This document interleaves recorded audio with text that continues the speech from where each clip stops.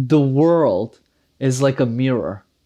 Frown at it, and it'll frown back at you.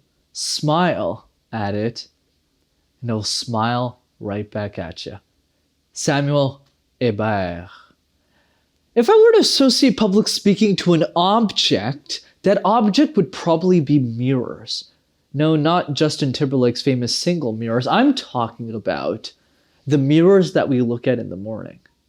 When you wake up and you're getting ready in a bathroom, and you look at yourself, who do you see? What energy are you conveying? Because as speakers, we communicate and mirror our own emotions onto the audiences we speak to, which is exactly why in this week's episode of MasterTalk, we're going to be talking about the art of mirroring and how to master that. Hi everyone, Brendan here from MasterTalk on your go-to channel to mastering your talk. And today we're talking about the art of mirroring and how you can mirror effectively to your audiences. So let's get into it. Let's start with something simple. What is mirroring? Mirroring is an advanced public speaking technique that we use to communicate our own emotions to the audiences we speak to. So if we look upset, if we look bored, like we're not wanting to pay attention, then our audience will receive that. They'll go, wow, Brendan's not really paying attention to his YouTube video. I probably shouldn't listen to it. But the opposite is also true. If we show up with reassurance, calmness, enthusiasm, and excitement, that is also the energy that people will perceive us with. So that is how you need to understand mirrors, not just in the context of when you get ready in the morning, but also in the context of how are you showing up for your audience? How does your audience perceive you? Because that, my friends, is half the battle. Number one, understand the emotions that your audiences go through as they listen to your content. And I'll use myself as an example to demonstrate it. Usually the emotion that my audience goes through when they hear me speak in a communication workshop sounds something like this. I don't really want to be here. A communication? No thanks. Who put me in this workshop anyways? I'm scared about communication. And that's the point. When we think about communication in that way, the reaction people have isn't very positive. So my goal as a speaker is how do we turn communication and public speaking into something that's more fun? That's why I tell personal stories about how I used to struggle as a speaker when I was 5 years old and I grew up in Montreal and I presented in a second language and things were really rough for me. So when that audience, and I understand that audience's emotion, they go, oh, like with a sign of relief, they start to really ease up to my message. And they start to taking notes. They start to understand what I'm saying. They start to take action on my ideas. What are the emotions that come to mind when you think about your topic? How do people feel about health? How do people feel about putting on new clothes? How do people feel about X or Y? And through your areas of expertise, you can then figure out the emotions that people go through as you have more conversations with them, and you can mirror your emotions that much better. Number two, write down the emotions of how you want your audience to feel in each slide of your PowerPoint. This is a great tip if you want to learn how to practice mirroring in a practical way. The key is very simple. Every single slide, you write down how you want people to feel.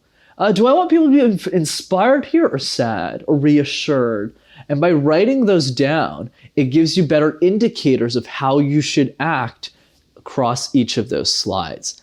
And this has worked on every single person I've coached because now that they can see it with their eyes, it's much easier to force them to say the right emotion, and then over time you learn it intuitively. Another good example of this that I like to use is when you compare yourself to other great speakers and you're watching them on another YouTube channel and how they speak, and you start to copy them, you know, kind of how like kids try and copy their favorite rappers and they're trying to practice their raps. Same thing. And through mimicry, through copying other people, you learn how to mirror different emotions effectively, and then you become a master where you choose where you want to direct the right emotion to.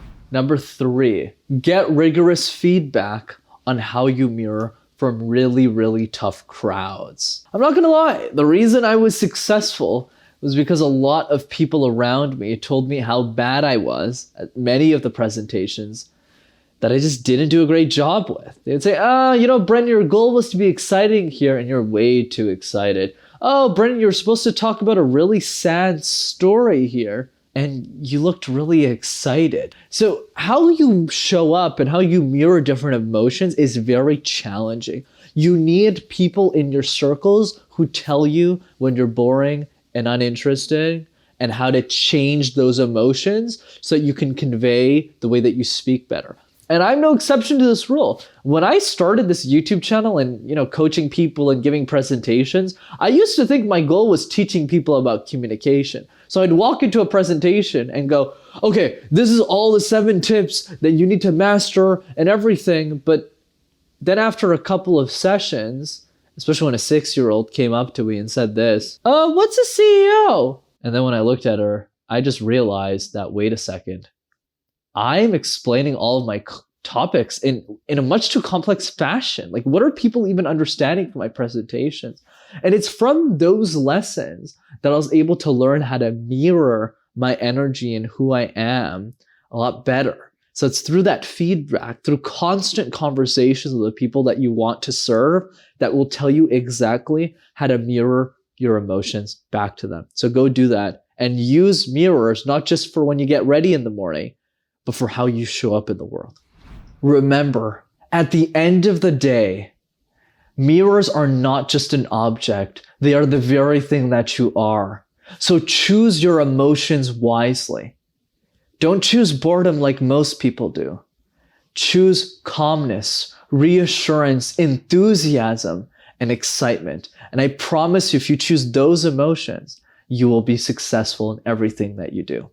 As always, if you enjoyed this week's episode of MasterTalk, be sure to smash that like button and subscribe to the YouTube videos to see more videos like this. If you know someone that has a mirror, send them this video so that they'll be one step closer to mirroring their emotions to the world. See you next time. Take care.